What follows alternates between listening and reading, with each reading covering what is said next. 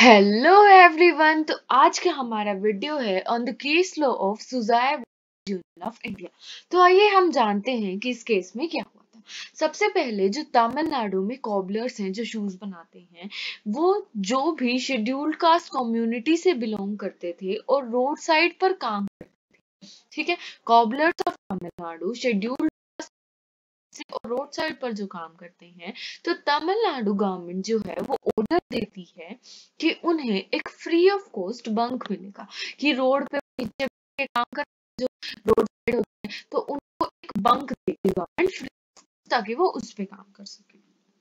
साथ में ये जो गवर्नमेंट ऑर्डर था तमिलनाडु गवर्नमेंट ने जो दिया था, उसमें ये एक्सप्रेस मेंशन किया गया कि कोई भी बेनिफिट उन लोगों को नहीं दिया जाएगा who got converted to Christianity. ठीक है, कि वो ये जो बेनिफिट है ये किसको मिलेगा, सिर्फ हिंदूज को मिलेगा।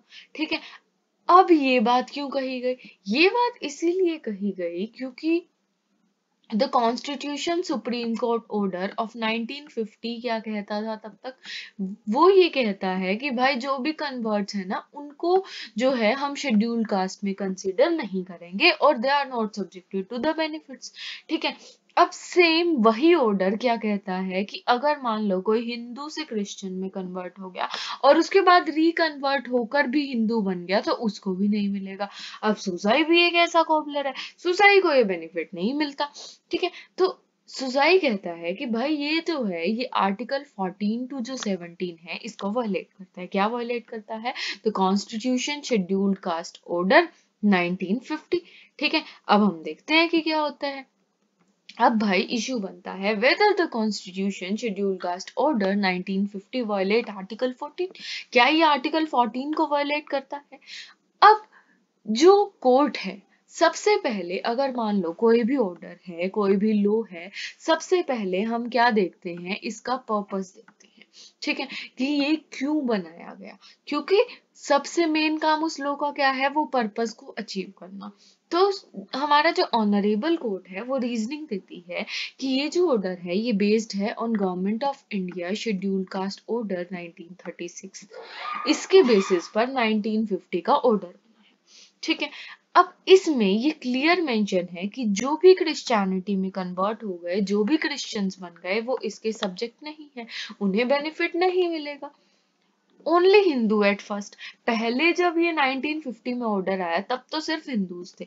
1956 में ये एक्सटेंड हो गया टू सिख और 1990 में एक्सटेंड हो गया टू बुद्धिस्ट। ठीक है, अब इन तक तो एक्सटेंड हो गया पर स्टिल क्रिश्चियंस इसमें नहीं आए। अब क्यों नहीं आए? क्योंकि पर्पस क्या है? पर्पस है कि हमारी जो हिंदू कास्ट है ना, वो बैकवर्डनेस फेस कर रही है सिंस एजेस। कब से? वैदिक पीरियड से तुम ये लगा लो, जो 4 वर्णास थे उनमें ये डिवाइड हो गया था, ब्राह्मण क्षत्रिय वैश्य और शूद्र। शेड्यूल कास्ट कहाँ से आया है? शूद्र से आया है। तो वो तो हमेशा से पता नहीं कितने टाइम से, टाइम इमेमोरियल से बैकवर्डनेस सह रहे थे। अब क्या हुआ कि बैकवर्ड हिंदू कास्ट है वो डिटोरियोरेटेड है, चाहे वो सोशली हो चाहे वो इकोनॉमिक हो, सारी वो बैकवर्डनेस फेस कर रही है और उसे चाहिए एडवांसमेंट।